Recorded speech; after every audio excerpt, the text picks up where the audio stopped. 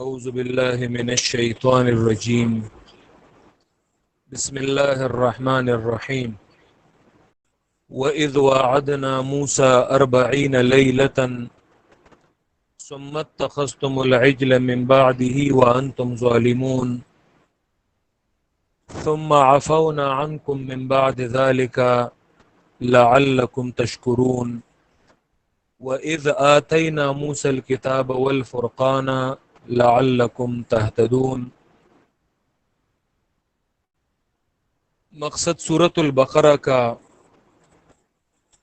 بیان چار مقاصد کا: اثبات التوحید، اثبات الرسالہ، جہاد فی سبیل اللہ اور انفاق فی سبیل اللہ۔ سورت چار حصوں میں تقسیم ہے۔ پہلا حصہ 96 آیات اور اس میں پہلا مقصد اثبات التوحید بیان کیا جاتا ہے 3 ابواب میں۔ باب اول 20 آیات جس میں ان 3 گروہوں کی تفصیل اور وضاحت ہے جو سورۃ الفاتحہ میں اجمالاً اور مختصراً گزر چکے تھے۔ یہاں پہ ان کے اوصاف، ان کا حکم دنیاوی اور حکم اخروی۔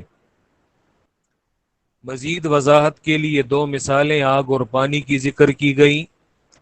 دوسرا باب یہ آیت نمبر 21 سے 39 تک تھا، جس میں عام خطاب دعوی توحید اعبدوا ربکم اور اس پر 5 عقلی دلائل، ثمرہ دلائل فلا تجعلوا للہ اندادا، اور آیت نمبر 23 میں مطالبہ دلیل کیا گیا فأتوا بسورۃ من مثلہ، 24 میں زجر فاتقوا النار، 25 میں بشارت وبشر الذین آمنوا، اور ان اللہ لا یستحیی میں دفع الاعتراض۔ پھر آیت نمبر 28 کیف تکفرون باللہ سے نعم اربعہ، پہلی نعمت نعمت الاحیاء، یعنی میں نے تمہیں زندگی بخشی، تم عدم تھے، تمہارا کوئی وجود نہیں تھا۔ کیف تکفرون باللہ، زمین کی تمام نعمتیں تمہارے منافع اور فائدے کے لیے پیدا کی گئی ہیں۔ کیف تکفرون باللہ، میں نے تمہارے جد امجد کو عزت بخشی۔ کیف تکفرون باللہ، اور چوتھی نعمت اس سے لغزش ہوئی، میں نے معاف کیا۔ کیف تکفرون باللہ۔ باب دوم کا خاتمہ بالبشارت اور بالتخویف۔ 40 نمبر آیت سے تیسرا باب جس میں خاص خطاب ہے تخصیص بعد التعمیم۔ بنی اسرائیل کو خاص کیا گیا کیونکہ یہ پیغمبروں کی اولاد تھے، صاحب کتاب تھے۔ پہلا رکوع تیسرے باب کا بطور تمہید ہے، جس میں 3 اصول یہودیت کے تحریف، کتمان حق، ترک عمل، اور اس کے مقابلے میں حق کے 3 اصول ذکر کیے گئے: صبر، صلاۃ، ایمان بالآخرہ۔ پھر آیت نمبر 47 سے خطابات 6، خطاب اول آیت نمبر 62 تک ہے، جس میں 8 نعمتیں اور 2 عذاب بنی اسرائیل پر اور تتمہ بالترغیب ہے۔ ہم نے ان 8 نعمتوں میں 2 نعمتیں ہم نے پڑھ لی ہیں، النجات من فرعون، اور دوسری نعمت النجات من الغرق۔ بنی اسرائیل کے غرق ہونے کے بعد جب حضرت موسیٰ علیہ السلام قوم سمیت وہ میدان تیہ میں تھے، یہ تو اب اللہ نے حضرت موسیٰ علیہ السلام سے کہا کہ تم آؤ اور میں تمہیں قانون دیتا ہوں، اور سیدنا موسیٰ علیہ السلام 40 راتوں کے لیے وہ چلے گئے اللہ کی ملاقات کے لیے۔ تفصیلی واقعہ سورہ اعراف میں آتا ہے، پارہ نمبر 8 میں یہ سورت شروع ہے اور پارہ نمبر 9 میں سیدنا موسیٰ علیہ السلام کا وہ تفصیلی واقعہ ہے۔ سیدنا موسیٰ علیہ السلام وہ جب چلے گئے، پہلے اللہ نے 30 راتوں کا وعدہ کیا تھا اور پھر 10 اور بڑھا دی، 40 راتوں کے لیے وہ چلے گئے۔ اور یہاں پہ بنی اسرائیل جن کو حضرت موسیٰ نے دن رات تبلیغ کی تھی، دن رات ان پہ محنت اور خواری کی تھی، صرف 40 راتوں کے لیے جب ان سے کٹ گئے تو یہاں پہ وہ سامری کے بہکاوے میں آ گئے اور انہوں نے بچھڑے کو معبود بنا لیا اور انہوں نے بچھڑے کی عبادت شروع کر دی. کہ اس صورت میں چونکہ ان آیات میں توحید کا مضمون ہے تو یہاں پہ بنی اسرائیل کی مذمت بھی اسی لیے ہے کہ میں نے ان پر کتنی نعمتیں کی، کچھ تو پہلے گزر گئی، کچھ آ رہی ہیں، لیکن باوجود اس کے انہوں نے حضرت موسیٰ کی توحید کی دعوت کو ٹکرا دیا اور یہ لوگ بچھڑے کی عبادت پہ لگ گئے. وَإِذْ وَعَدْنَا مُوسَىٰ 40 لَيْلَةً، اور یاد کرو جب وعدہ کیا ہم نے موسیٰ علیہ السلام سے 40 لیلتن 40 راتوں کا، 40 راتوں کا ہم نے ان سے وعدہ کیا. ثم اتخذتم العجل، اور پھر بنا لیا تم لوگوں نے العجل بچھڑے کو، من بعدہ ان کے جانے کے بعد. یاد رکھیں عربی زبان میں بعض افعال وہ لازم ہوتے ہیں اور بعض متعدی ہوتے ہیں. لازمی افعال وہ ہوتے ہیں جو بس اپنے فعل پر وہ تمام ہو جائیں اور فعل پر ہی وہ مکمل ہو جائیں. جیسے مثلا ذهب زید، زید چلا گیا، قام زید، زید کھڑا ہو گیا. تو اب قامہ اور ذہبہ یہ ایسے افعال ہیں کہ یہ افعال لازمہ ہیں، یہ انٹرانزٹیو وربز ہیں، یعنی یہ مفعول کو نہیں چاہتے، بس فاعل پر ہی یہ رک جاتے ہیں، فاعل کے ساتھ ہی لازم ہوتے ہیں اور یہ آگے متعدی نہیں ہوتے مفعول کی جانب یہ تجاوز نہیں کرتے، بس فاعل پہ ہی ان کا معنی مکمل ہو جاتا ہے. اور ایک ہیں افعال متعدیہ. متعدی اسی لیے ان بیماروں کو بھی، جیسے آج کل کورونا ہے تو اس کو کنٹیجیس ڈیزیز کہا جاتا ہے، متعدی امراض. متعدی امراض وہ ہوتے ہیں جو ایک سے دوسرے کو ٹرانسفر ہوتے ہوں.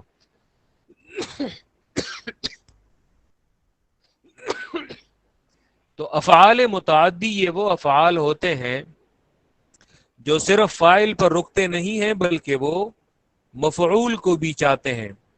پھر یہ فعل متعدی یہ مختلف اقسام پہ ہے. بعض متعدی افعال وہ ہوتے ہیں جو ایک مفعول کو چاہتے ہیں، بعض متعدی افعال یہ وہ ہوتے ہیں جو 2 مفاعیل کو چاہتے ہیں، یعنی ان کا معنی تب ہی مکمل بنتا ہے جب آپ 2 آبجیکٹس اور 2 مفعول ذکر کریں گے. اور بعض افعال عربی زبان میں ایسے بھی ہیں کہ جو 3 مفاعیل کو چاہتے ہیں، یعنی ان کا معنی تب ہی کمپلیٹ بنتا ہے جب آپ 3 مفعول کو ذکر کریں، 3 آبجیکٹس کو. کہ اتخذ بھی انہی افعال میں سے ایک ہے جو 2 مفاعیل چاہتا ہے، جو 2 مفعول چاہتا ہے. یہاں پہ العجلہ ایک ذکر ہے جبکہ دوسرے کو محذوف نکالا جائے گا. پھر بنا لیا تم لوگوں نے بچھڑے کو، کیا؟ اب یہاں پہ معنی مکمل نہیں ہوا. پھر بنا لیا تم نے بچھڑے کو، کیا؟ اب بچھڑے سے انہوں نے کیا بنایا ہے؟ ثم اتخذتم العجل الہا، اور پھر بنا لیا تم نے بچڑے کو الہ، معبود. یہی ان کے وہ شرک کا ذکر ہے. ثم اتخذتم العجل الہا، اور پھر بنا لیا تم نے بچڑے کو الہ یعنی کارساز، معبود، عبادت کے لائق. من بعدہ ان کے جانے کے بعد، کن کے جانے کے بعد؟ یعنی موسیٰ علیہ السلام کے کوہ طور جانے کے بعد. وَأَنْتُمْ ظَالِمُونَ، اور تم بڑے ظالم ہو. ٹھیک ہے، ظالمون کا معنی یہاں پہ مفسرین کرتے ہیں اے وَأَنْتُمْ ظَالِمُونَ، اے وَأَنْتُمْ تُشْرِكُونَ، اور تم مشرک ہو، یعنی تم شرک کا ارتکاب کرنے والے، کیونکہ ظلم بمعنی شرک آتا ہے. ٹھیک ہے، اس میں مبلغ کو یہ بھی ایک تعلیم دی گئی ہے کہ یاد رکھو تم بہت خواری کر لوگے، محنت کر لوگے، لیکن اپنے ساتھیوں سے، اپنے دوستوں سے، اپنے شاگردوں سے تم نے غافل نہیں ہونا، کیونکہ سال ہا سال تم محنت کر لوگے، کوشش کر لوگے ان کا عقیدہ بنانے میں، ان کا عمل بنانے میں، ان کے اخلاق بنانے میں، لیکن اگر تھوڑی سی ان سے غفلت کرو گے تو سامری آ چکا ہوگا، اور سامری نے ان کے عقیدے، ان کے اخلاق، ان کے کردار کو وہ برباد کر چکا ہوگا۔ اسی لیے تھوڑی سی غفلت بھی نہیں دکھانی۔ یہاں پہ حضرت موسیٰ علیہ السلام نے سال ہا سال کوشش کی ہے بنی اسرائیل پر، لیکن ان کی وہ پوری محنت، زندگی کی محنت کو انہوں نے صرف 40 راتوں میں جب وہ چلے گئے، حالانکہ یہاں پہ سیدنا ہارون علیہ السلام کو حضرت موسیٰ نے اپنا خلیفہ بنایا ہے، لیکن انہوں نے سیدنا ہارون علیہ السلام، ان کی بات کو انہوں نے کوئی توجہ نہیں دی، اور قریب تھا کہ ان کے ساتھ لڑ پڑتے۔ سورہ طٰہٰ میں یہ تفصیلی واقعہ، سورہ اعراف طٰہٰ میں یہ واقعہ آتا ہے۔ تو اس میں مبلغ کو یہ تعلیم دی گئی ہے کہ یاد رکھو، یہ تم محنت کرو گے، تم کوشش کرو گے، اسی لیے یہ میں نے یہی چاہا کہ آپ لوگوں کو بلا ناغہ جو ہے یہ درس پڑھا لیا جائے، کیونکہ اگر درس میں معمولی سا ناغہ اور تعطل آتا ہے تو شیطان وہ راہ دیکھنے کی کوشش کرتا ہے، اور ایسا ہم نے بارہا تجربہ کیا ہے۔ درمیان میں اگر 1 یا 2 چھٹیاں، 3 چھٹیاں یہ آ جائیں، اور درمیان میں اگر تعطیلات وغیرہ یہ آ جائیں، تو شیطان وہ راہ دیکھتا ہے، اور وہ تھوڑی سی جگہ پا کر لوگوں کو قرآن سے بھی دور کرتا ہے، اور وہ انہیں ایسے عقیدے میں مبتلا کرتا ہے کہ انہوں نے جو قرآن سے عقیدہ سیکھا ہوتا ہے، اسے مثلا بہت سارے لوگوں کو میں نے دیکھا قرآن پڑھ لیتے ہیں، لیکن پھر جب تھوڑی سی غفلت وہ ظاہر کرتے ہیں تو کبھی ایک پیر ان سے تعویذیں بنواتے ہیں، کبھی دوسرے پیروں سے تعویذیں بنواتے ہیں، کبھی ایک پیر پہ عقیدہ، کبھی دوسرے پیر پہ عقیدہ، کبھی ایک درگاہ پہ ماتھا ٹیکا، کبھی دوسرے قبر کو سجدہ۔ یہ کیا ہے؟ یہ وہ تھوڑی سی غفلت۔ اور یاد رکھیں، یہ قرآن والوں پر یہ امتحانات بہت آتے ہیں، یہ یاد رکھیں۔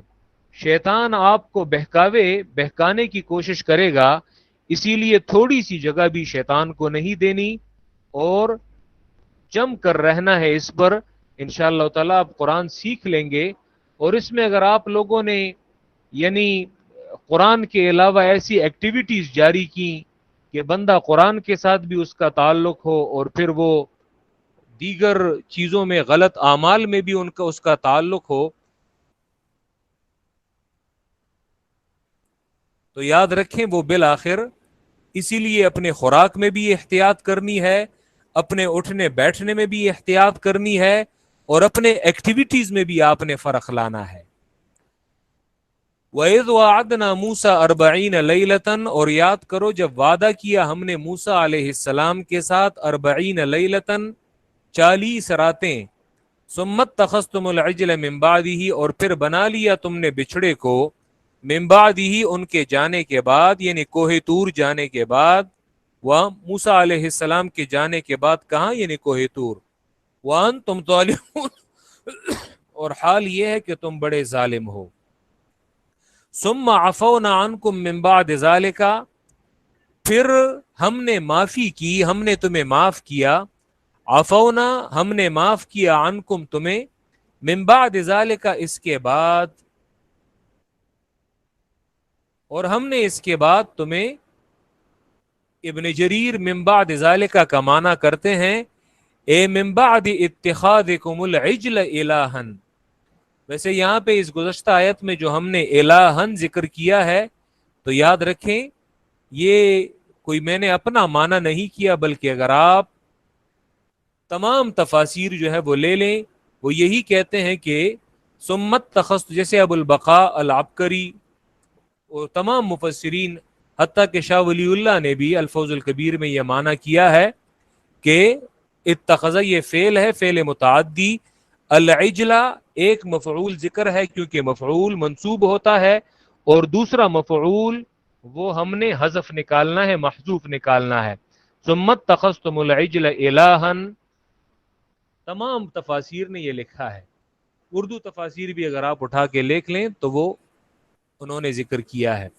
ابن جریر یہاں پہ مانا کرتے ہیں من بعد ذالک، اے من بعد اتخاذکم العجل الہا، تمہارا بچھڑے کو الہ، کارساز، مددگار، معبود بنانے کے بعد ہم نے تمہیں معافی کی. یعنی تم نے شرک کر لیا ہے. اور اس کی تفصیل جو ہے یہ آیت نمبر 54 میں آ رہی ہے. وَإِذْ قَالَ مُوسَىٰ لِقَوْمِهِ يَا قَوْمِ إِنَّكُمْ ظَلَمْتُمْ أَنفُسَكُمْ بِاتِّخَاذِكُمُ الْعِجْلَ. اس کی جو سزا ہے وہ اللہ نے اس آیت میں ذکر کی ہے، لیکن اللہ نے پھر انہیں معاف کر دیا. ثم عفونا عنکم من بعد ذالک، اور پھر معافی کی ہم نے عنکم تمہیں، من بعد ذالک اس شرک کرنے کے بعد، تمہارے بچھڑے کو الہ بنانے کے بعد ہم نے تمہیں معافی کی. لعلکم تشکرون، تاکہ تم شکر ادا کرو اللہ کا. ٹھیک ہے، تاکہ تم اللہ کا شکر ادا کرو.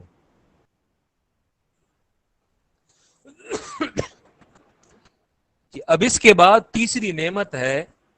کیونکہ حضرت موسیٰ علیہ السلام کوہ طور گئے تھے اور اللہ نے انہیں بلایا تھا کہ انہیں قانون دیا جائے. یاد رکھیں سیدنا موسیٰ علیہ السلام کو تورات بھی دی گئی تھی اور تورات کے علاوہ کچھ صحیفے بھی دیے گئے تھے. اسی لیے غالب گمان یہ ہے کہ غالب خیال یہ ہے کہ سیدنا موسیٰ علیہ السلام جب مصر میں تھے اور فرعون کو انہوں نے دعوت دی ہے، یہاں پہ بنی اسرائیل کو انہوں نے مصر میں دعوت دی ہے، تو انہوں نے انہی صحیفوں سے جو اللہ کی وحی پہ مشتمل تھی وہی صحیفے وہ انہیں بیان کرتے تھے. لیکن اب باقاعدہ بڑی کتاب اور بڑی قانون ایک مستقل قانون کی شکل میں تو وہ اللہ نے تورات کی شکل میں دی ہے کوہ طور میں. تیسری نعمت ایتاء الکتاب، ایتاء کتاب کا دینا. وَإِذْ آتَيْنَا مُوسَى الْكِتَابَ، اور یاد کرو جب دی ہم نے موسیٰ علیہ السلام کو الکتاب، کتاب، کتاب سے مراد کیا ہے؟ تورات. والفرقان، والفرقان یہ عطف تفسیر ہے. یہ کیا ہے؟ یہ عطف تفسیر ہے. عطف تفسیر یعنی کبھی کبھی عطف آتا ہے تفسیر کے معنی میں، یعنی واو کے بعد اور عطف تفسیر کے بعد جو لفظ ہوتا ہے وہی ماقبل چیز وہ ایک ہی چیز ہوتی ہے، لیکن وہ تھوڑی سی وضاحت کرتا ہے واو سے پہلے والے لفظ کی. اب واو سے پہلے والا لفظ الکتاب ہے اور واو کے بعد والا لفظ، اب کتاب اور فرقان کوئی دو الگ الگ کتابیں نہیں دی، بلکہ یہ والفرقان یہ اسی کتاب تورات کی دوسری صفت ہے، وضاحت ہے. اسی لیے ہم مانا کرتے ہیں یعنی حق اور باطل کے درمیان فرق کرنے والی کتاب. یاد کرو جب دی ہم نے موسیٰ علیہ السلام کو کتاب یعنی حق اور باطل کے درمیان فرق کرنے والی، تو یہ الکتاب کی تفسیر کرتا ہے. لعلکم تہتدون، اب یہاں پہ لعل کی نسبت یہ اللہ کی جانب آئی ہے تو یاد رکھیں، بلکہ پہلے والے لفظ میں بھی اللہ کی جانب تھا کہ ہم نے تمہیں معافی کی، لعلکم تشکرون، تاکہ تم ضرور بضرور اللہ کا شکر ادا کرو. اور یہاں پہ بھی لعل اللہ کی جانب نسبت ہے، اور یہ میں نے آپ کو لعلکم تتقون آیت نمبر 21 میں بتایا تھا کہ لعل وعسى من اللہ واجب. نحوی علماء یہی ذکر کرتے ہیں لعل اور عسى کی نسبت جب اللہ کی جانب کی جائے تو یہ وجوب کے معنوں میں آتا ہے، یعنی ضرور بضرور کے معنوں میں آتا ہے. لعلکم تہتدون، تاکہ ضرور. اب یہاں پہ لعل تو شک کے لیے آتا ہے، تو کیا یہ مطلب کہ موسیٰ کو ہم نے کتاب اور فرقان دی شاید کہ تم ہدایت پاؤ؟ یاد رکھیں یہ اللہ کے شایع نشان نہیں ہے، بلکہ کتاب دی ہی انہیں اسی مقصد کے لیے تاکہ ضرور بضرور تم راستہ پاؤ اور لازماً تم راستہ پاؤ، ہدایت پاؤ. والفرقان میں واو یہاں پہ عطف تفسیر ہے. کہ اس دور میں کہ اگر آپ یوٹیوب پر اور سوشل میڈیا پر دیکھیں گے تو آج کل ماشاءاللہ جاہلوں کی ایک بھرمار ہے، اور یہ بالکل وہ قرب قیامت کی نشانیوں میں سے ایک نشانی بھی ہے۔ اصول حدیث میں ہم پڑھتے ہیں حدیث مشہور، اور حدیث مشہور میں ہم جو مثال دیتے ہیں صحیح بخاری اور صحیح مسلم کی جو حدیث ہے، جو ابو ہریرہ رضی اللہ تعالیٰ عنہ اور کئی صحابہ سے وہ مروی ہے، عائشہ سے، عبداللہ ابن عمر ابن العاص سے، کہ رسول اللہ صلی اللہ علیہ وسلم فرماتے ہیں ان اللہ لا يقبض العلم انتزاعا ينتزعه من العباد، کہ اللہ اس علم کو بندوں سے یوں ہی نہیں چھین لے گا کہ بندے صبح اٹھیں گے تو بس ان کے دل جو ہے وہ علم سے خالی ہوں گے اور ان میں کچھ علم نہیں ہوگا، لیکن کہ اللہ ان بندوں سے علم کو کیسے چھینے گا؟ وَلَكِنْ يَقْبِضُ الْعِلْمَ بِقَبْضِ الْعُلَمَاءِ، لیکن اللہ بندوں سے علم قبض کرے گا علماء کے قبض کے ذریعے۔ حق پرست علماء کو اللہ دنیا سے اٹھا لے گا، اور ان کے کم ہونے کی وجہ سے علم رفتہ رفتہ اور ختم ہونے کی وجہ سے علم رفتہ رفتہ وہ ختم ہو جائے گا۔ لوگ کیا کریں گے؟ اتخذ الناس رؤوسا جہالا، اس کے بعد آتا ہے وَلَكِنْ يَقْبِضُ الْعِلْمَ بِقَبْضِ الْعُلَمَاءِ حَتَّى إِذَا لَمْ يُبْقِ عَالِمًا، یہاں تک کہ اللہ کسی حق پرست عالم کو دنیا میں نہیں چھوڑے گا۔ تو لوگ کیا کریں گے؟ اتخذ الناس رؤوسا جہالا، لوگ، اب یہاں پہ اتخذ فعل آیا ہے اور دونوں مفعول ذکر ہیں۔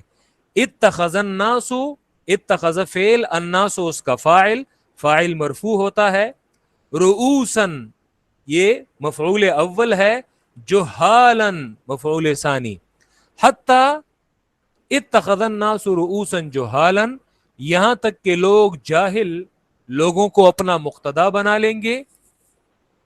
فسئلوا، لوگ ان سے مسائل پوچھیں گے ان جاہلوں سے، فافتوا بغیر علم، وہ جاہل بغیر علم کے فتوے دیں گے، فضلوا واضلوا، خود بھی گمراہ ہوں گے اور اوروں کو بھی گمراہ کریں گے۔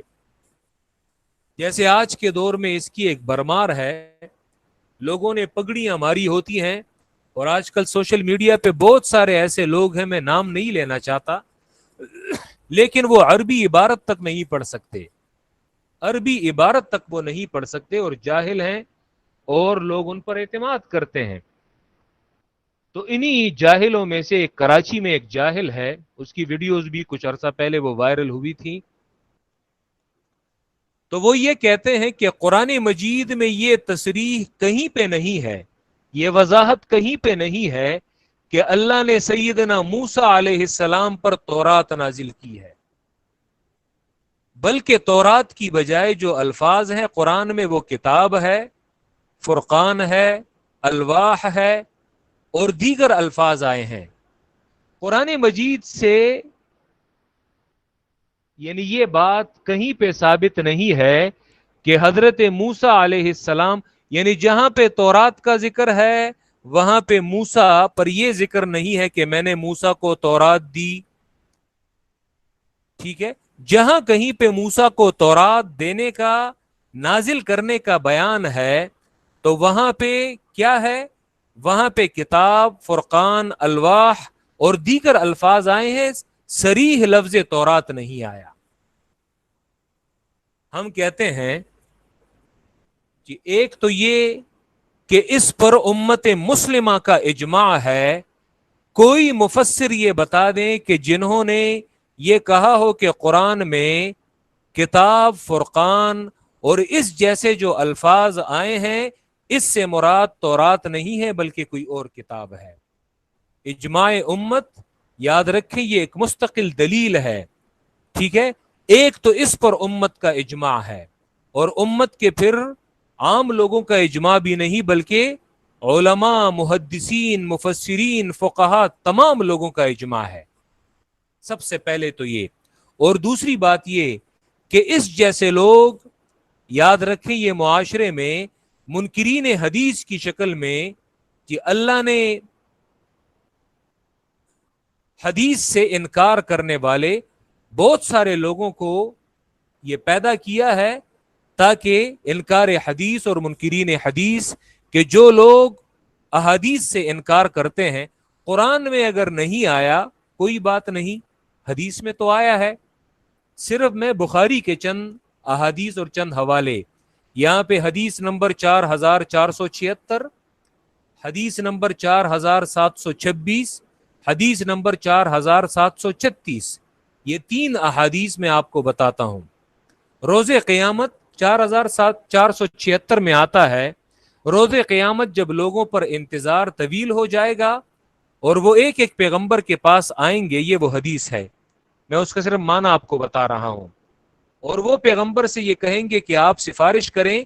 اسی روایت میں، طویل روایت ہے، اسی روایت میں ہے کہ سیدنا ابراہیم علیہ السلام کے پاس جب وہ آئیں گے اور وہ بھی اپنا ایکسکیوز اور اپنا عذر پیش کریں گے، تو وہ فرمائیں گے کہ آپ لوگ سیدنا موسیٰ علیہ السلام کے پاس چلے جائیں، جو اللہ کے بندے کلیم اللہ ہیں، اللہ نے ان سے کلام کیا ہے اور انہیں تورات دی گئی ہے. حدیث کے الفاظ ہیں ائتوا موسیٰ، جاؤ موسیٰ کے پاس، عبدن کلمہ اللہ واعطاہ التورات، صحیح بخاری کے الفاظ ہیں، اور اللہ نے انہیں تورات دی ہے. اب یہاں پہ موسیٰ کا ذکر بھی ہے اور تورات دینے کا ذکر بھی ہے. دوسری حدیث، جب سیدنا موسیٰ علیہ السلام سے سیدنا خضر کے ساتھ ان کا جو واقعہ ہے، یہ سورۃ الکہف میں ہے.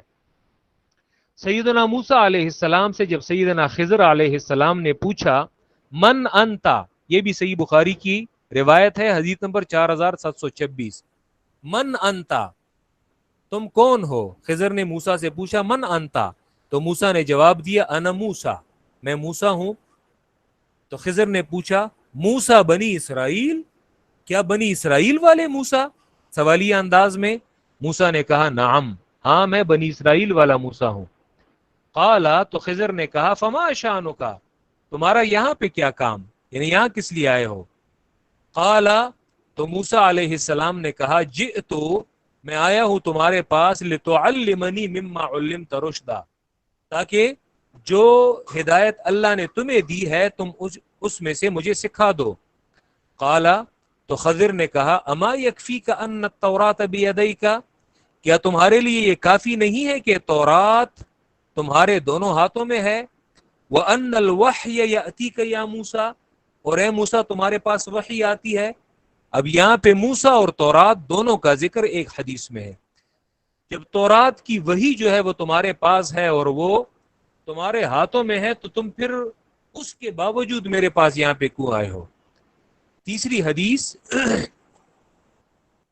یہ حدیث نمبر 4736، یہ میں صرف آپ لوگوں کو آج کل کے جو فتنے ہیں کہ جو انکار حدیث کی شکل میں کہ قرآن میں، یہ اگر قرآن میں نہیں ہے تو یاد رکھو پیغمبر نے اس کی تشریح کی ہے. اور اسی وجہ سے امت نے جو یہ عقیدہ اپنایا ہے کہ موسیٰ علیہ السلام کو جو کتاب دی گئی تھی وہ کتاب کون سی تھی؟ وہ تورات تھی. ٹھیک ہے، اب یہ بات کہاں سے لی ہے؟ قرآن میں اگر موسیٰ اور تورات کا تذکرہ ایک ساتھ اکٹھا نہیں آیا، رسول اللہ کی احادیث میں تو ہے، امت نے وہیں سے لیا ہے. تیسری روایت، جب آدم اور موسیٰ علیہ السلام نے آپس میں بحث کی، وہ ایک بحث کا واقعہ آتا ہے، تو اس میں آدم نے کہا کہ انت موسیٰ، کہ تم موسیٰ ہو، الذی اصطفاک اللہ برسالتی، کہ تمہیں اللہ نے اپنی پیغمبری کے ساتھ تمہیں اللہ نے چنا ہے، واصطفاک لنفسہ، اور اب تمہیں اپنے آپ کے لیے چنا ہے، وانزل علیک التوراۃ، اور تم ہی ہو جو جس پر تورات نازل کیا ہے. تو موسیٰ نے کہا نعم، ہاں مجھ پر ہی نازل کیا ہے. یہ صرف 3 روایات میں نے صحیح بخاری سے، ورنہ صحیح بخاری میں اور بھی روایات ہیں، یہ صرف بطور نمونہ. تو آج کل ان جاہلوں کی برمار ہے مارکیٹ میں، ٹھیک ہے، تو ان پر دھوکا یہ نہ کھانا. اور یاد کرو جب دی ہم نے موسیٰ علیہ السلام کو الکتاب، کتاب یعنی تورات، والفرقان یعنی حق اور باطل کے درمیان فرق کرنے والی کتاب، تاکہ ضرور بضرور تم ہدایت پاؤ. یاد رکھیں کہ اللہ کی ہر کتاب فرقان ہے، اور قرآن مجید میں قرآن کو بھی فرقان کہا گیا ہے، بلکہ فرقان پہ یہی قرآن کی جو صفت ہے اس پر مستقل صورت ہے پارہ نمبر 18 اور 19 میں. تبارک الذی نزل الفرقان علی عبدہ لیکون للعالمین نذیرا، پہلی آیت ہے. خیر اور برکت ڈالنے والی اللہ کی وہ ذات ہے جس نے فرق کرنے والی کتاب، حق اور باطل کے درمیان فرق کرنے والی کتاب نازل کی اپنے بندے پر، لیکون للعالمین نذیرا، تاکہ وہ لوگوں کو ڈرانے والے بن جائیں. ٹھیک ہے، تو یہ یاد رکھیں اللہ کی ہر کتاب یہ حق اور باطل کے درمیان فرق کرنے والی کتاب ہوتی ہے، کہ بغیر قرآن کے، بغیر وحی الہی کے، یاد رکھیں کوئی بھی شخص حق اور باطل کے درمیان فرق نہیں کر سکتا، خواہ وہ کتنا ہی بڑا آئنسٹائن اور بڑا افلاطون کیوں نہ ہو. بغیر اللہ کی کتاب کے حق اور باطل کے درمیان فرق نہیں لایا جا سکتا، کیونکہ اللہ کی کتاب کا نام ہے فرقان، فرق کرنے والی کتاب حق اور باطل کے درمیان. علماء کہتے ہیں کہ فرقان، قرآن کو فرقان کیوں کہا جاتا ہے یا اللہ کی ہر کتاب کو؟ سمی الفرقان لأنہ یفرق بین الحق والباطل، فرقان اسے اسی وجہ سے کہا جاتا ہے کہ وہ حق اور باطل کے درمیان جدائی اور تمیز لانے والی ہوتی ہے.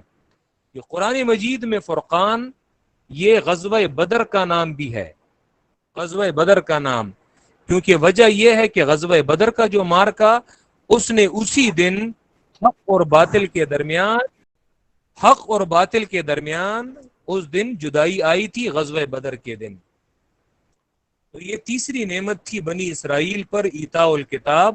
انشاءاللہ کل کے درس میں ہم چوتھی نعمت ذکر کریں گے، العفو عن القتل، کہ اللہ نے ان پر قتل کا حکم دیا تھا اور پھر انہیں معاف کیا. وَإِذْ وَعَدْنَا مُوسَىٰ 40 لَيْلَةً، اور یاد کرو جب وعدہ کیا ہم نے موسیٰ علیہ السلام کے ساتھ 40 راتوں کا. ثُمَّ اتَّخَذْتُمُ الْعِجْلَ مِن بَعْدِهِ، اور پھر بنایا تم نے بچھڑے کو بطور معبود، بطور الہ، من بعدہ موسیٰ کے جانے کے بعد، کوئی طور. وَأَنْتُمْ ظَالِمُونَ، اور تم بڑے ظالم ہو.